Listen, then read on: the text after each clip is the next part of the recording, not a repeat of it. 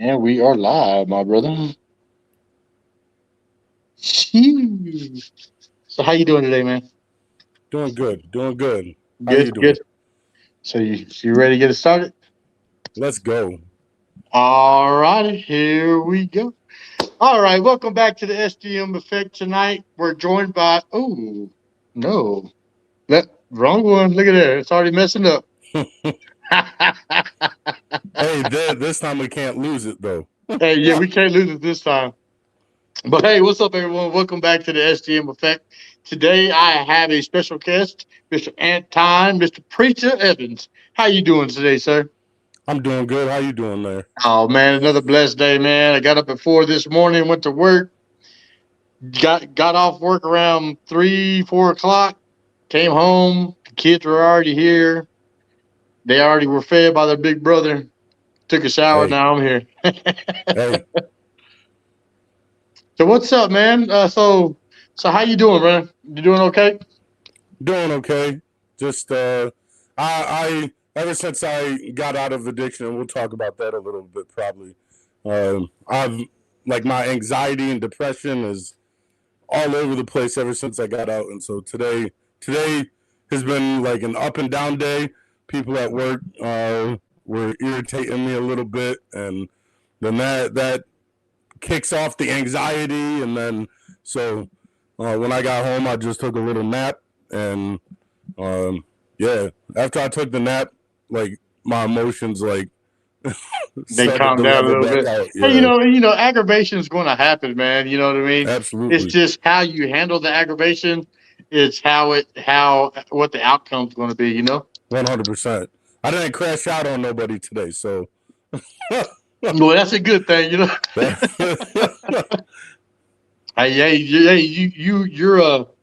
You preaching, man. You got people following you, man. So you can't be crashing out, and especially in public. absolutely, absolutely. I'll save that for behind closed doors. So I got a question, man. So before the podcast, before preacher, who is Mr. Anton Evans, and what shaped the man you are today?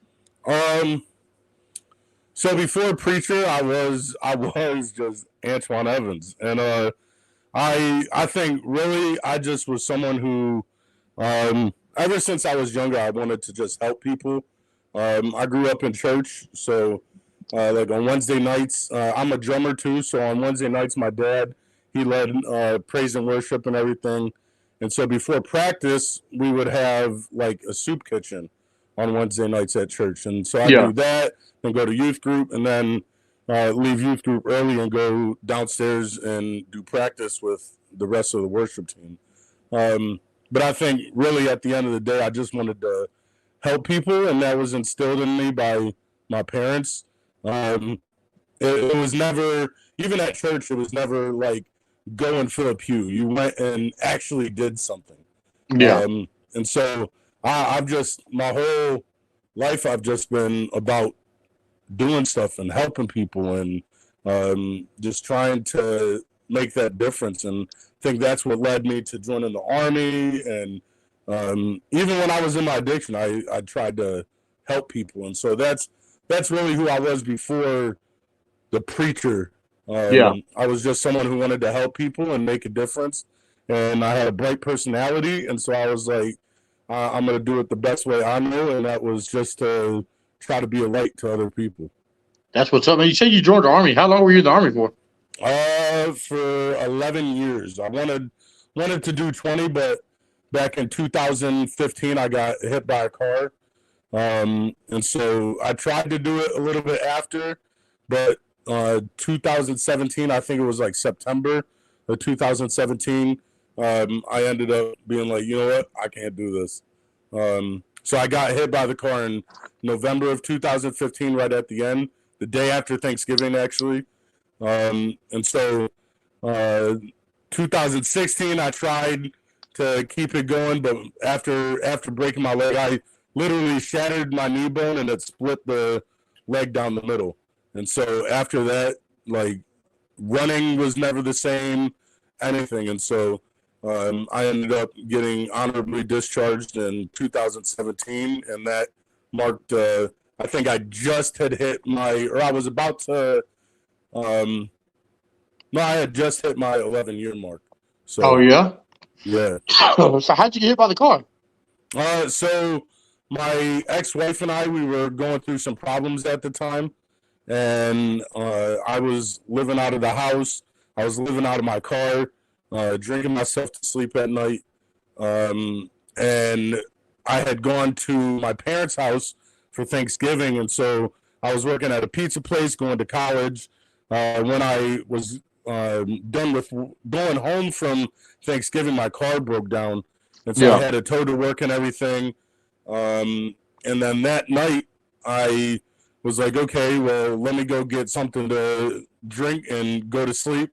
And as I was crossing the street to go to the gas station, a car came out and Oh smashed man. into me. Yeah.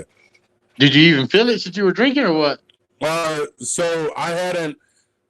I was at work that whole night, so I hadn't drinking anything. But Oh all I shit! So you felt remember, everything. yeah, I remember going up onto the hood, and like I remember everything like shaking, and I remember coming down onto the pavement, and I was actually about to get up because I had so much adrenaline, and I was about to get up and walk away, but some dude ran up. He was like, "Dude, what are you doing? You just got hit by a car." And I'm glad he did that because with how the bone, like on the X-ray, how the bone was broken, it would have shot right out my leg. So Oh man, that's crazy, I'm glad he was there because it would have been a lot worse than what it was if he hadn't been there. man. So well, I know when we talked last time, man. You said you turned pain into purpose. What pain are you talking about, and how did it transform you? So I think like I used to just think it was the pain of addiction, but really the pain was there long before addiction, and it was just one thing after another stacking up until it got to that moment of addiction. And so um, I really it's like the culmination of the pain was when I was in my addiction, and I think that helped create um, and I don't really call it my alter ego, but it's my alter ego at the end of the day, and Yeah.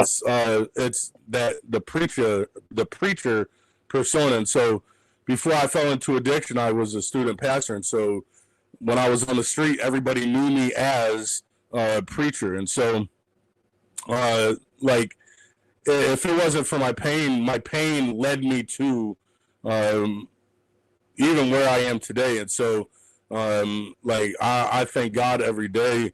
Like my life isn't right where I want it to be, but I do have purpose now. And so, like I work at a rehab facility. I work in residential. Have my podcast. Working on a book. And so, like I thought I had purpose, and really I saw a little bit of it pre-addiction, but when I came out of addiction, I was like, yo, I know what my purpose is. And so um, I've just been hitting the ground running ever since. That's what's up, man. So, what was the defining moment, man, when you realized you needed a change? So we used to, um, when I was in addiction, we used to stay in the Burger King parking lot. And don't mind me, I'm just sending this link out real quick Oh, you're good, brother. as I talk. So when I was in addiction, we used to stay in the Burger King parking lot, and I was used in Rochester, New York, and so we were staying in the Burger King parking lot. We used to call ourselves the Burger King Bandits, and at that time, my car, whenever I would turn it off, the battery would just die completely, and so I would have to get a tow truck. I had not AAA, I had USAA from being a veteran, and so I would like any time of the day I could get a tow truck, and that's the only way I could jumpstart the car. And so um, at this time, it was April 16th, April 13th of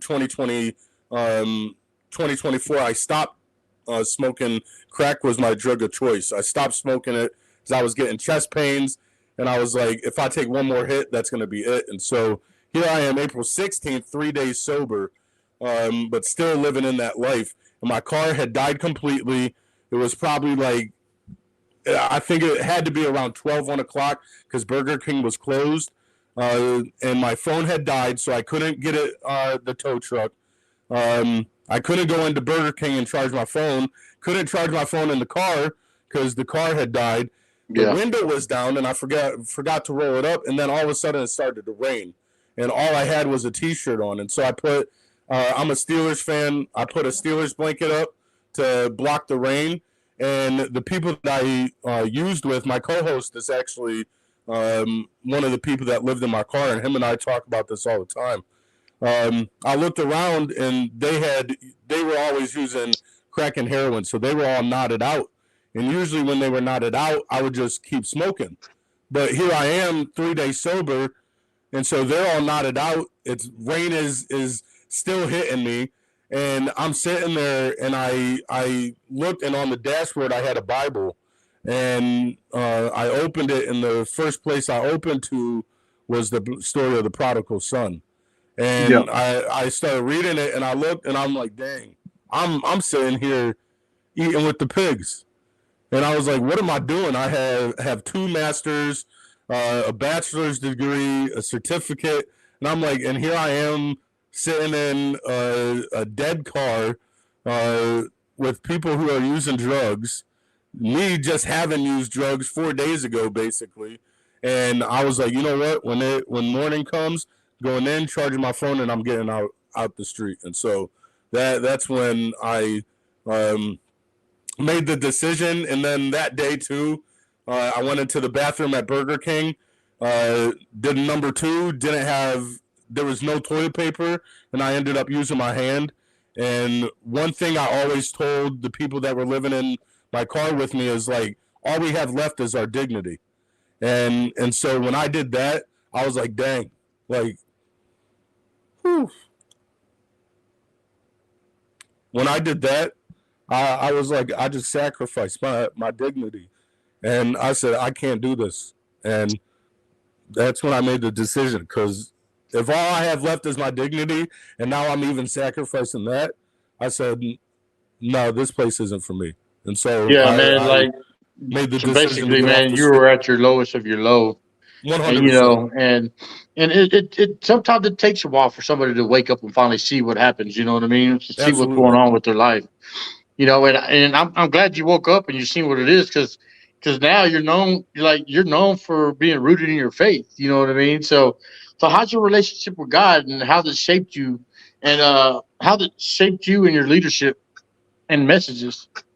Um, so my relationship with God, it's still, I call it a work in progress. Like because I've had my ups and downs since coming out of addiction, and so, but I definitely still lean on Him, because I know, like, and what I love to say, and there's the verse in the Bible, like, and I'm paraphrasing it, but he's faithful to us even when we're not, basically. And so there's been moments where I've been up, and then I've been down, Yeah, and so I like to, and David has always been my favorite person in the Bible, but and just because not only was women my problem back in the day, just like David. I mean, anybody who knows the story, that's the one thing that messed them up all the time was women, and so, and then that ended up moving over, transferring over to Solomon, and so, like, but his roller coaster of emotions all the time, and but the one thing that has always stayed true is that regardless of, like, anything, I have always had that, like, I've always held that to be true, and I think with leadership and things like that, I think it shapes everything on how I lead, how I interact with people, um, because I can look at somebody and separate the person from um, the actions, and just how God separates the person from the sin. And so I look at, it's easy for me to forgive people and interact with people on that basis. It's harder for me to look at myself and forgive me, because I'm like, I know better.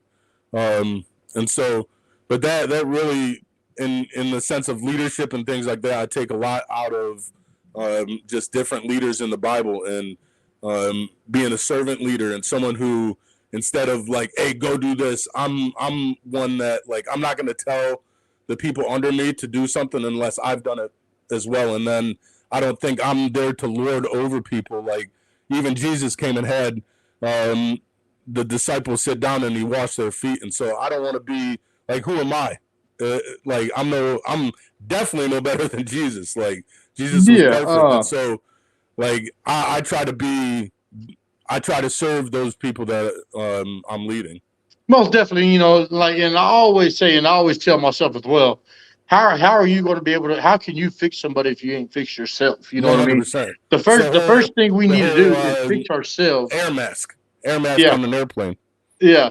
It's like first thing we need to do is fix ourselves before we try to start fixing other people. But when you said faith under construction, have you heard the artist Holy Disciple? No. Okay, check it out. I'll tell you if you can hear it. Endorsed by President Trump. That's Vote Carlos. That's a. Let me take that off. That's a Go better one. Hold ahead. on. Let me see. Can you hear it? No. There we go. Now I hear it.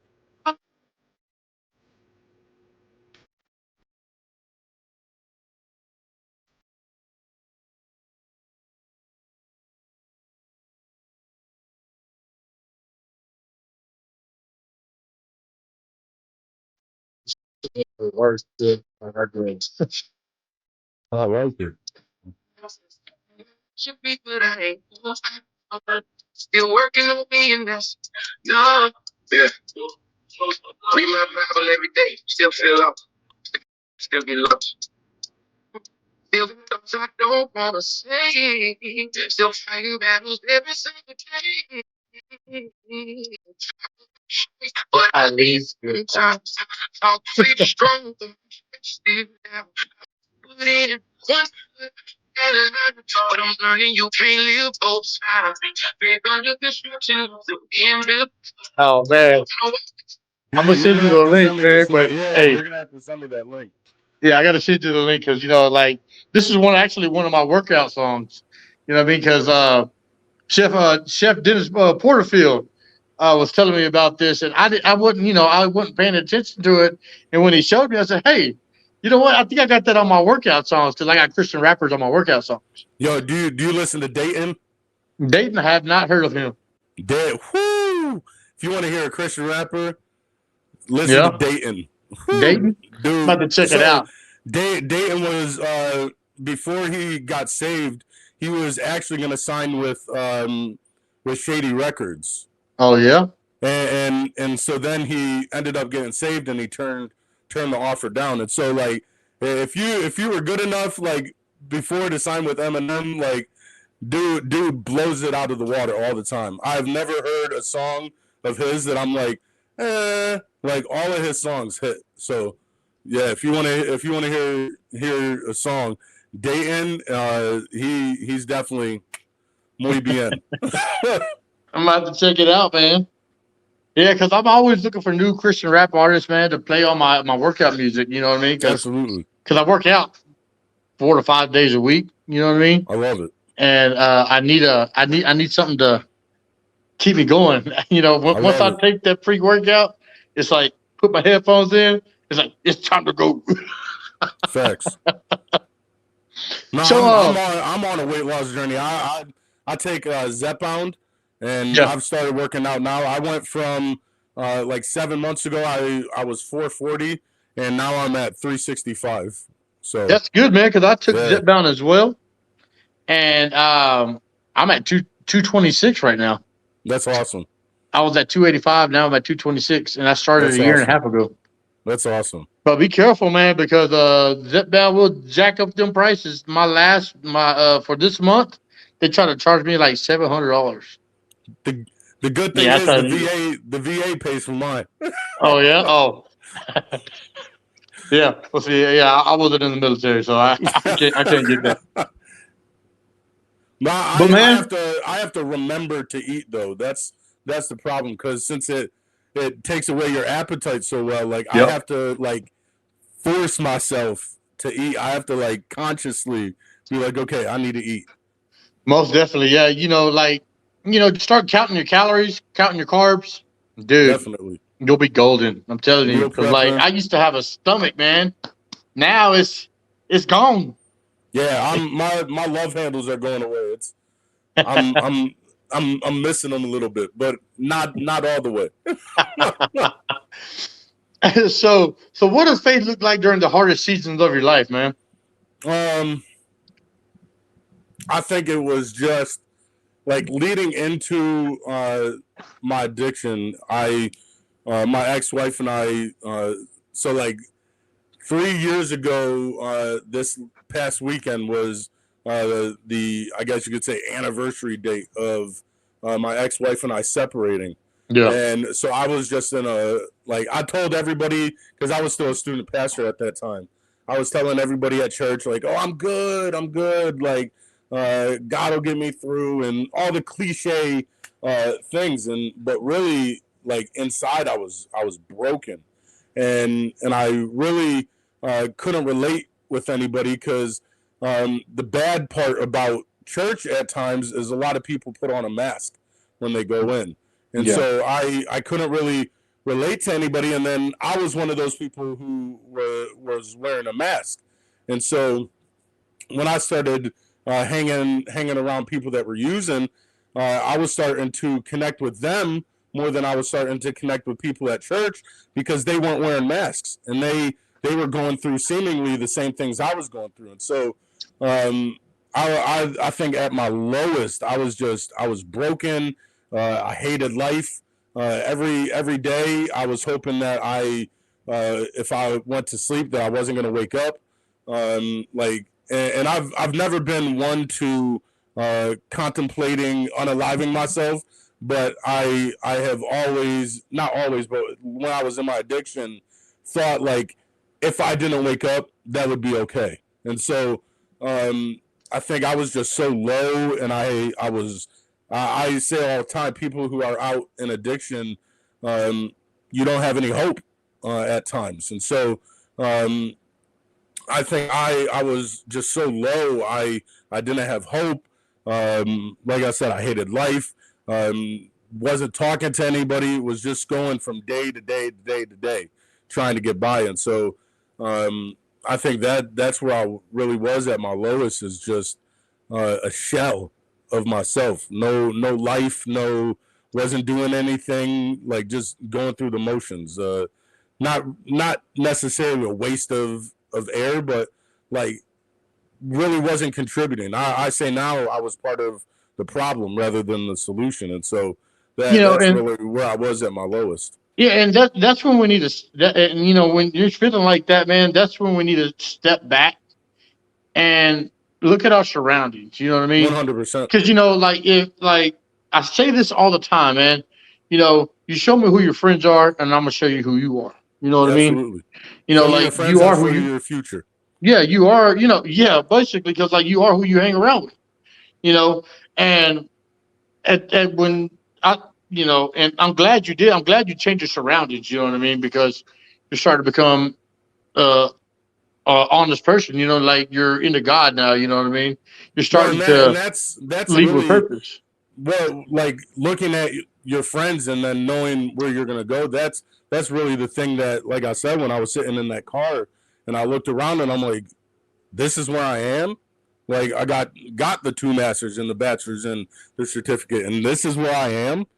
Yeah, Where before I was using my degrees and I was doing the student pastor thing and I was making a difference and things like that, and I'm like now I'm sitting in a car chilling with people who are in addiction, and not that there's anything wrong with people in addiction, like, but like this is where my life has gone to. Like a week before that, I had put a green light out on some girl because she took $20 of mine, and so it's like, how do you go from sharing your faith and sharing hope and like helping people to now sitting in your car putting green lights out on people because they took $20. what's Um, green lights? so I basically told people like if you see her, like beat her up, like do whatever you have to. I want, and it wasn't about the $20. It was about like, because I wasn't even going to do anything at first, but like the people that were close to me were like, "Yo, you're going to let her do that? Like, that's your name attached to it. If she does it and she lets other people know, everybody else is going to do it." And so it was more like my street cred rather than like, oh, she took $20. And so I'm like, how do you go from helping people to now you're telling people, yo, if you see this girl, take care of her so I can get my money back. Yeah. See, like right there, I disagree with that, brother. And much respect to you, man. But it goes back to who are you hanging out around with? Why 100%, why do you need a absolutely. street cred? You know what I mean? Well, Only look, credit you need from is the man up above. well, look, if the people I hung around, like I said, I wasn't gonna do anything, but then the people I was around Got were in your like, head. you're gonna let her do this? And like you said, at the end of the day, what did my street cred do for me? Yeah, like what Like is it going to get nothing. you in the long run? Like today, my street cred doesn't mean anything. I could go on the same streets right now and be like, "Yo, I'm preaching," and they'd be like, "Okay." That's good. Like, yeah, absolutely. And so, like you said, street cred at the end of the day meant absolutely nothing. Not at And all. Only I only think credit only matters credit you is need, man, is for the man up above. You know 100%. what I mean? It's what are you doing to follow after that purpose that he's given you, and what are you doing to help the people around you? That's what truly matters at the end of the Yeah, day. most definitely. So, and this is going to be a touchy one, man. Have you ever wrestled with God, questioning your path, or felt distance? And how did you navigate it? 100% every day. Every day. Like I said, I'm an emotional roller coaster, and even my walk with him, like I still have that relationship, but I know at times it's not as deep and personal as it should be, and so I think I just try to um, continue to walk in my purpose and continue to like at the end of the day it's all about the sacrifice that he made on the cross for each and every one of us. And so it's remembering that and again the servant leadership. I'm if the one who came down and sacrificed himself on the cross said, I'm here to serve, not to be served, then again, who am I? Yeah, And so I try to every day be a service to other people, and I'm like, if I can do that, regardless how high or low my faith that day is, like, look, God knows that our faith is going to get low at times. That's why He says all you need is the faith of a mustard seed to move mountains. Like, so He knows your faith is going to be a never-ending roller coaster, and so I think all it is just making sure I stay true to my purpose and serve others rather than try to be served, and help as many people as I can at the end of the day. that's what's up, man. So let's talk about your podcast, the Savage Collective. Definitely. What is the Savage Collective, and what does Savage mean to beyond the word itself? So the Savage Collective podcast started out as Preacher's Corner, because so I had the idea of I want to start a podcast that's going to motivate and inspire other people to make a change, not only in their life but the lives of others.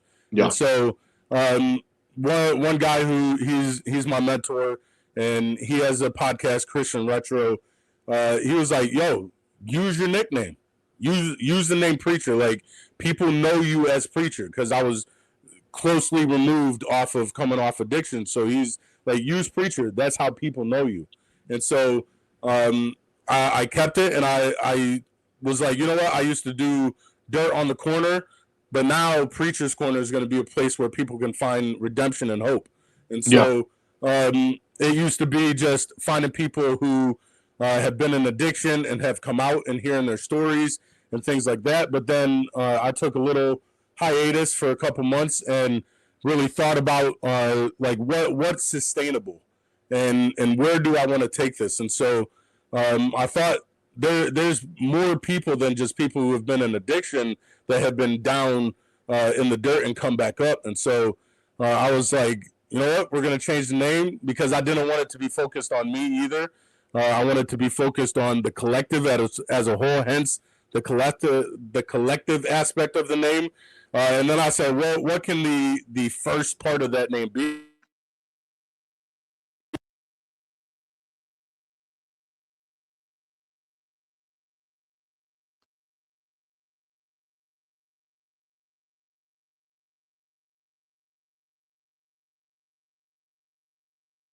So, what message do you think men? Savage, it's goes into it like you need to be savage to get out of that hole that you're in. Hey, did we And just then go it's all blank just a about while ago? yeah, my mic muted all of a sudden. Oh, your mic. So Yeah, I'm not my crazy. mic muted. No, you're Okay, not I crazy. thought I was crazy. All right. No, so yeah, savage is just that grit and the determination and the resilience that it Yeah. takes to come out, and then like I said, the collective as a whole, and so the Savage Collective. Anybody who has been down and has come out, that's what the podcast is for. So what message do you think the men especially need to hear right now? I think just don't give up hope. And I think that's my co-host and I talk about it quite a bit on the Savage Collective. Like,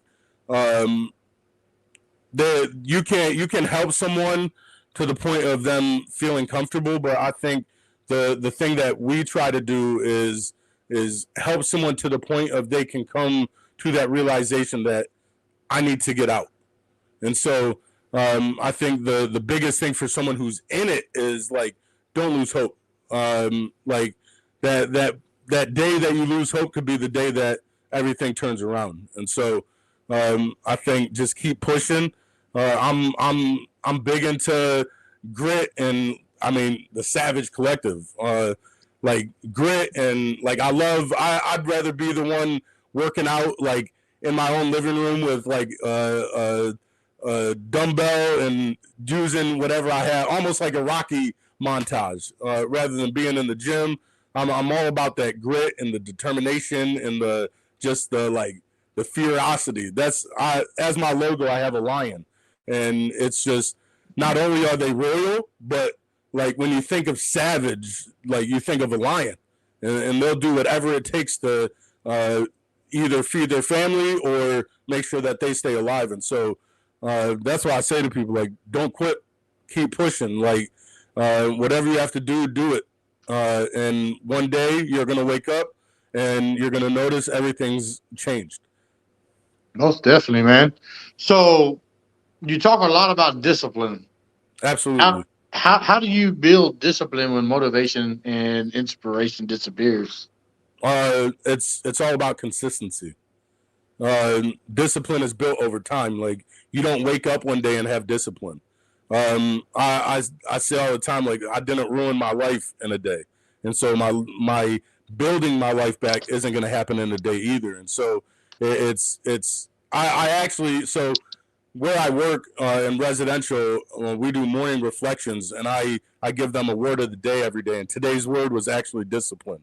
And so it's about every day, even like you said, even if you don't have that motivation, waking up and doing it anyways, regardless if you want to or not. And so I try to wake up 5:30 every day. Sometimes I don't, but like my alarm goes off at 5:30, and so I try to be consistent in that. I take my meds at the same time, take my shot at the same time on Saturdays, even when you don't want to, after you've built that consistency and that discipline, you do it anyways because that's become your normal. And so I think just like I said, consistency, just keep doing it even if you don't want.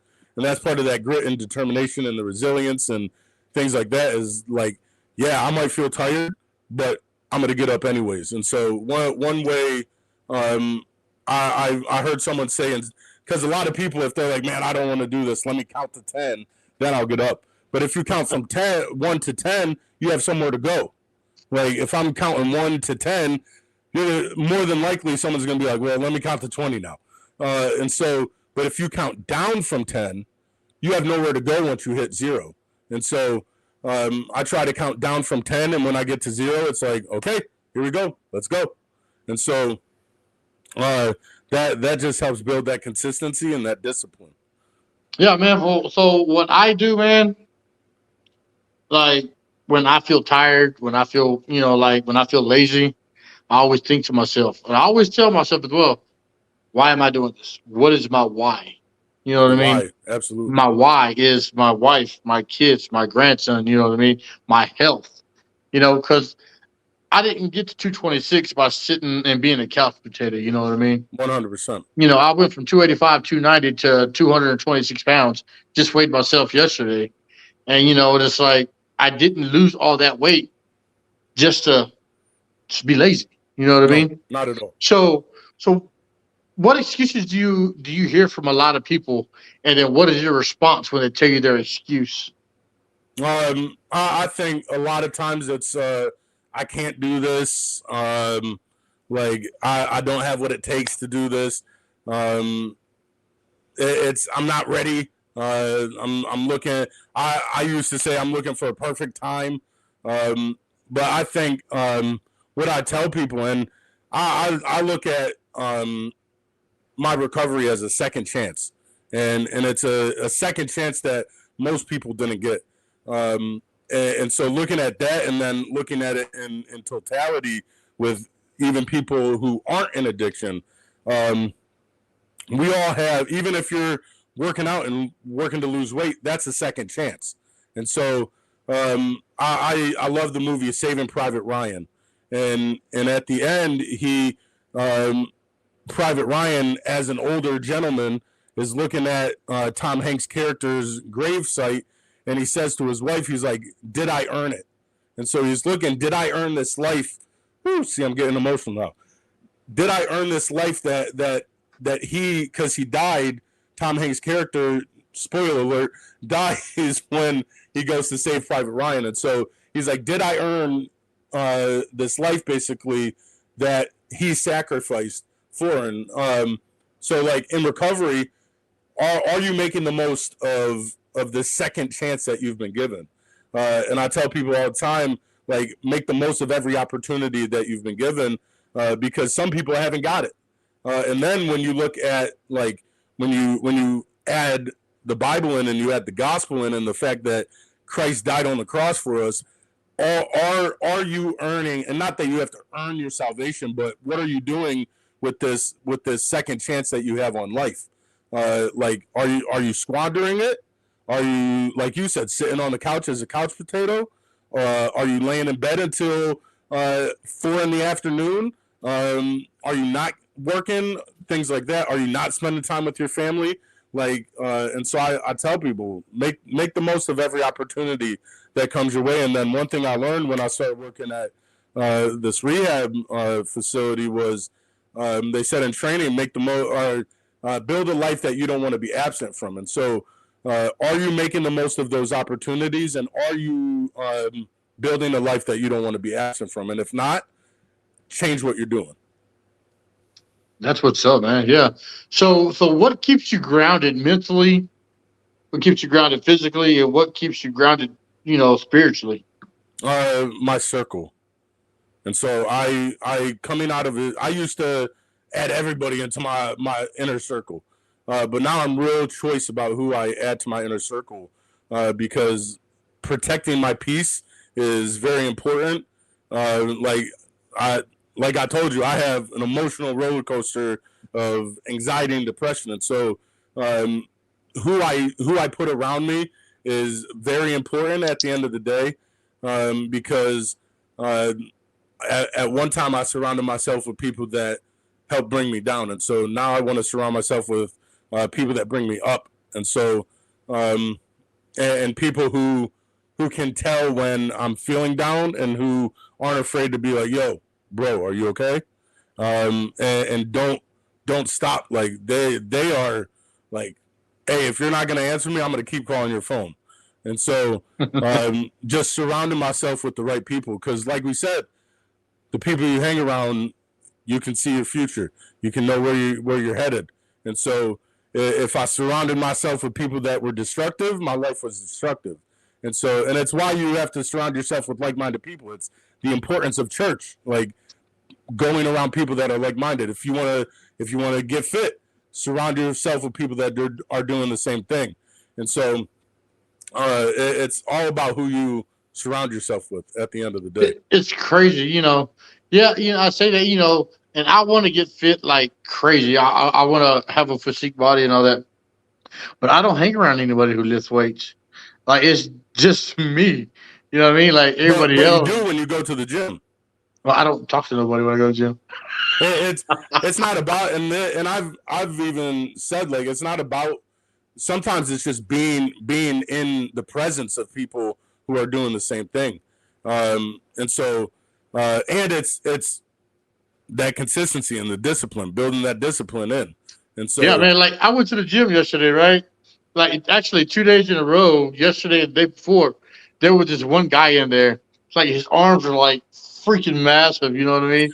His chest was out there, walking around. I'm like, and he's over here doing these 60, 80 pound curls. I'm like, man, I'm over here doing 35s and 40s. I was like, yeah, I'm making gonna it put look this like down. I'm gonna nothing. go to another one. I was intimidated, man. I was like, man.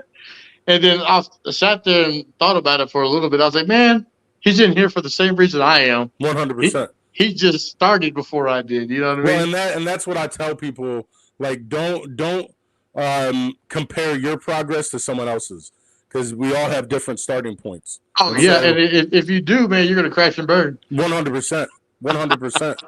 And not only don't compare your progress, but don't let other people slow your progress either. It's that don't let people steal your joy. Like, and so like focus on you and what you're doing, and like it doesn't matter what other people are doing because they're at different points, and so everybody's grind is going to be different. Most But definitely. we're all grinding at the same time. Like you said, he's in there for the same reason you are, and so like don't compare, but at the same time grind just like they are. Well, I don't know if I can pick up them big old weights he's doing, but yeah, I'm a grind. Hey, one day you might be there. At one point, I got the 10 pounders and I just started doing wrist exercises. I was like, yeah, Facts. no, I'm good. I tell people all the time, like, um, when it comes to recovery, like, I don't care if you have 30 years, I don't care if you have 2 days. The only person who has been in recovery longer than me is a person who got up earlier, and so that's why I try to wake up the earliest, because that's it's in my leadership and things like that. I've started to learn like how success is built and things like that. And so successful people don't wake up at 6 in the afternoon. It's the people that wake up early in the morning and start grinding early in the morning. If I wake up at 4:30, 5:30, that means I have more time than you to grind it out. So I usually wake up early and go to bed late, because then that means the one thing that we all have is the same amount of time, 24 hours in a day. And so how are you using those 24 hours? Yeah, most definitely, brother. So, so what kind of legacy do you want to leave behind when people speak your name years from now? Someone that uh, I think someone that was just not afraid to go and get his purpose.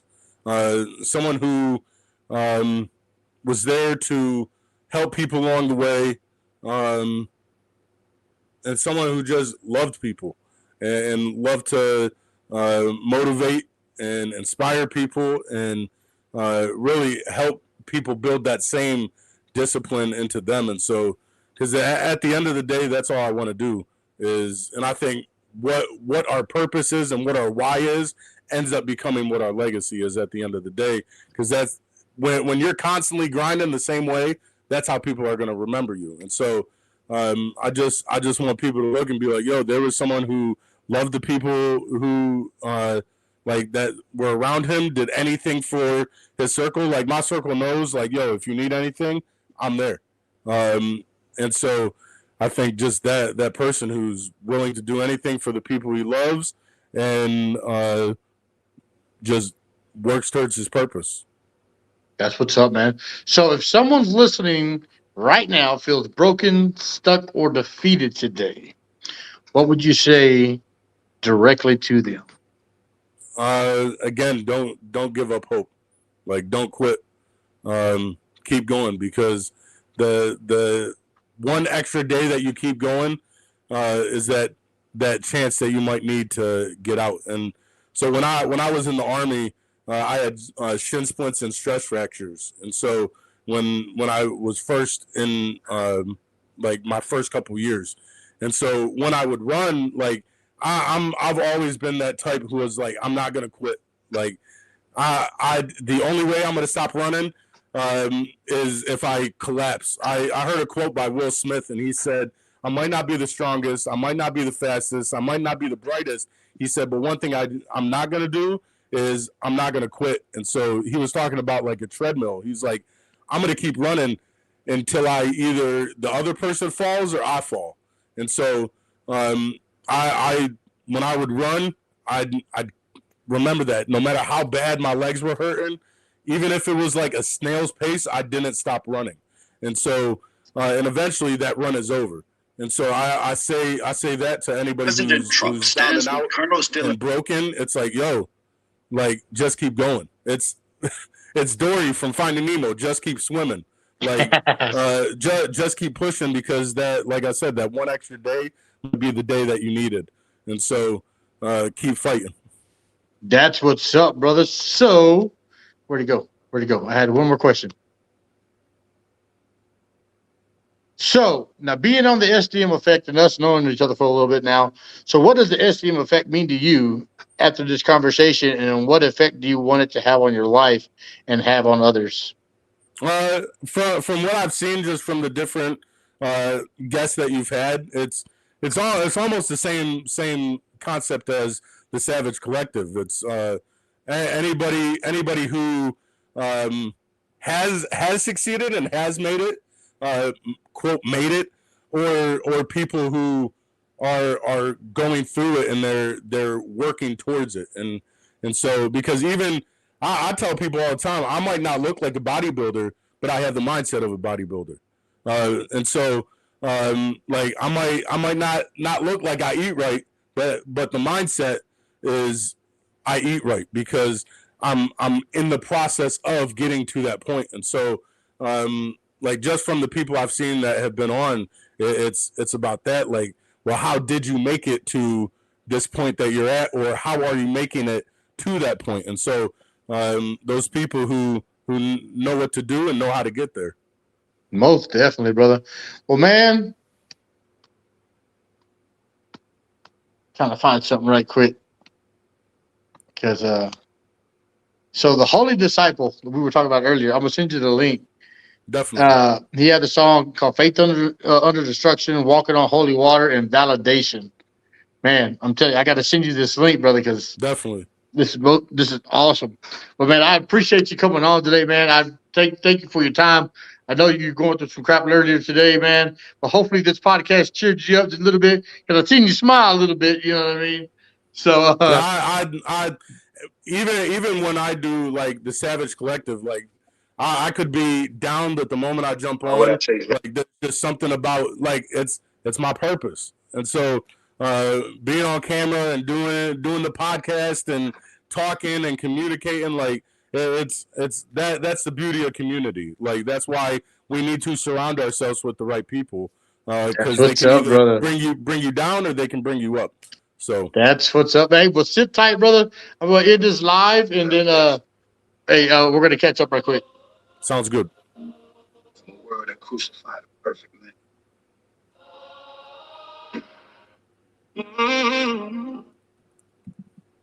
Oh, yeah.